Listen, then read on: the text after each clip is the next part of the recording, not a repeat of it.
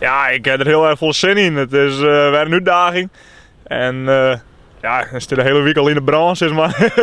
dat het beginnen kan. Dus ja, verleden die won. Samen met Maurits in het duo. En dit maakt het alleen ervan. Dus ja, geen weg vol voor de mensen natuurlijk. Nou, het valt Joert heel erg mee. Hij joert een vrij kwart etappe van 170 kilometer. Waarbij we vanuit de Bonifatiekapel wij starten. En dan via de Verlom richting het Boetenveld doeken. En daar een lusmeidje. En dan weer omkomen. En dan zou richting Burgum fietsen. Voornamelijk om verhut. Van de Nije Dam hebben wij toestemming gekregen om over de centrale as te gaan. Wij draaiden bij de Verlom op. En rieden helemaal terug naar Niergeert, over de Nije centrale as. Tot het aquaduct heen. Nou, in het aquaduct zit op dit moment het IEP-lofspul van Burgum opgesteld. Dus dan maken we terug het parcours en rieden over het podium, terug de tribunes heen. En zo gaan we dan geweldig. Richting Smallingeland. Fokko die houdt wel van ritten uit de scroll, niet uitdagen binnen en het pas meer krijgt. Dus dan krijg je hier dat dit de laatste keer weer dit hier. Dus van, dan doen we dit hier ook weer mee. Het mooie vind ik nou van Fokko dat ik weer een heel route uitzet. Net als verleden dier. Dus ja, er zit weer een heel uitdaging in. Dus, en dat maakt het hartstikke mooi.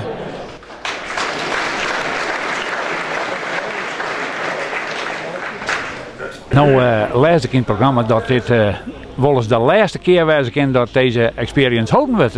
En dat voor een Frieske Alverstedentocht. Ja, we zijn aan alle kanten aan. De eerste kant is, dit is de vijfde jaar. Het kost hele volle tijd en voorbereiding. De organisatie die stiert, alleen wij kennen de revenuen die wij krijgen uit inschroeigeld, daar kunnen we het nog aan draaien meidje. Het kost elk jaar weer centen. Meestal heel erg blij en tevreden en enthousiast hoe je. Maar goed, wij redden dat niet meer. En dus dan moet je na 4 weer de keuze meidje. Van dat je dat redden en dat elk jaar geld erbij gaat, ja, ga ik wel naar horen.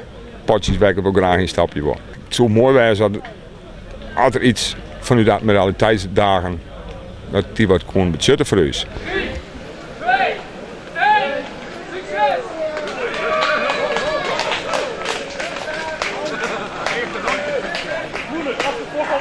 Het is geneutraliseerd, hè?